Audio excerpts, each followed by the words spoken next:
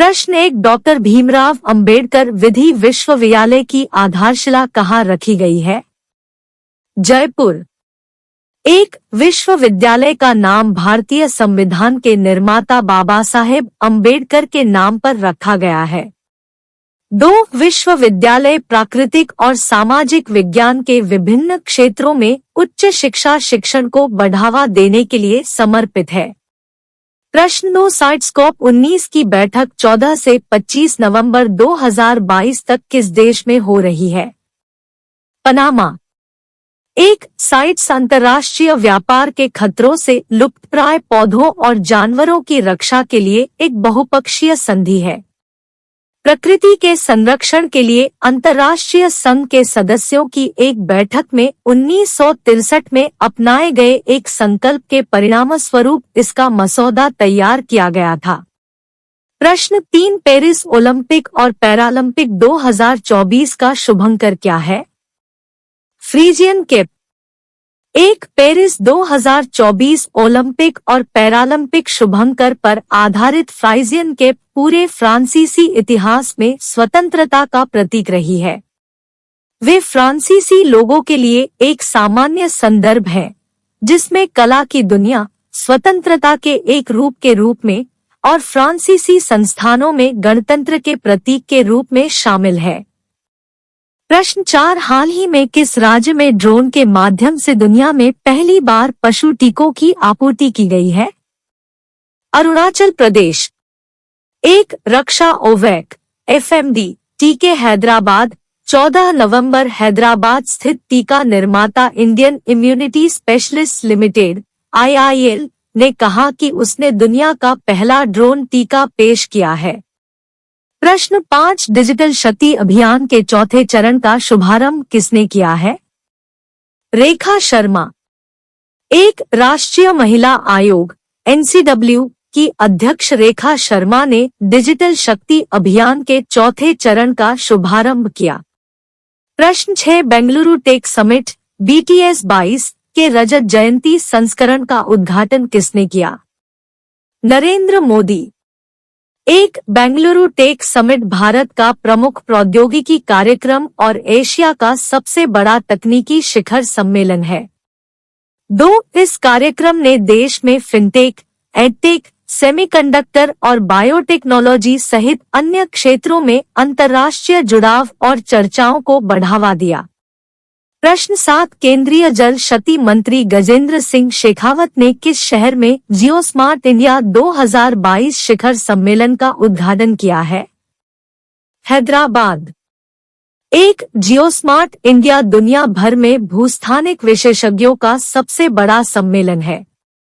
2, यह एक संवादात्मक और सहयोगी मंच है जो भारतीय भूस्थानिक समुदाय की सामूहिक और साझा दृष्टि को प्रदर्शित करता है। प्रश्न 8, भारतीय रिजर्व बैंक RBI के साथ उनके संबंधित अधिकार क्षेत्र में विनियमित संस्थाओं के विनियमन और पर्यवेक्षण के क्षेत्र में सहयोग के लिए एक समझौता ज्ञापन पर हस्ताक्षर किए हैं। अंतर्राष्ट्रीय वित्तीय सेवा केंद्र प्राधिकरण। 1, IFSCA का मुख्य उद्देश्य एक मजबूत वैश्विक जुड़ाव विकसित करना और भारतीय अर्थव्यवस्था की जरूरतों पर ध्यान केंद्रित करने के साथ साथ पूरे क्षेत्र और वैश्विक अर्थव्यवस्था के लिए एक अंतर्राष्ट्रीय वित्तीय मंच के रूप में काम करना है। प्रश्न 9, 5वां प्राकृतिक चिकित्सा दिवस किस दिन मनाया जाता है? 18 नवंबर।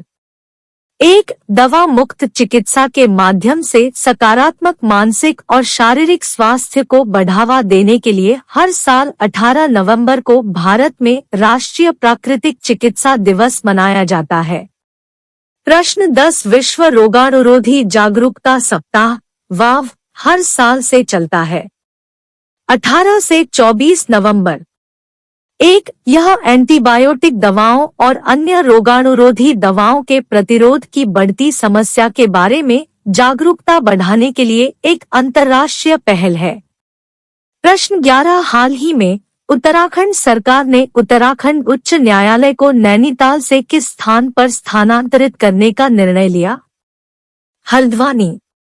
एक देहरादून में मुख्यमंत्री पुष्कर सिंह धामी की अध्यक्षता में हुई कैबिनेट की बैठक में यह फैसला लिया गया। प्रश्न 12 1 दिसंबर 2022 से सभी जीएसटी मुनाफाखोरी विरोधी शिकायतों को द्वारा निपटाया जाएगा।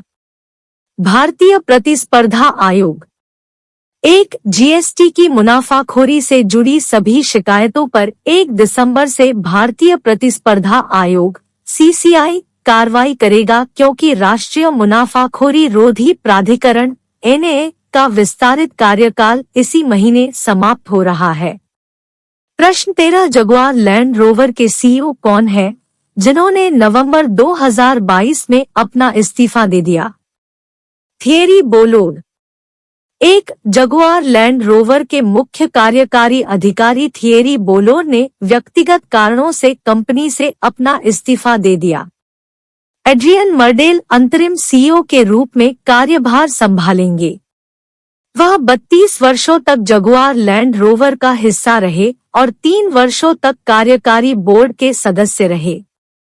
प्रश्न 14 बाल यौन शोषण, दुर्व्यवहार और हिंसा की रोकथाम और उपचार के लिए विश्व दिवस के रूप में मनाया जाता है।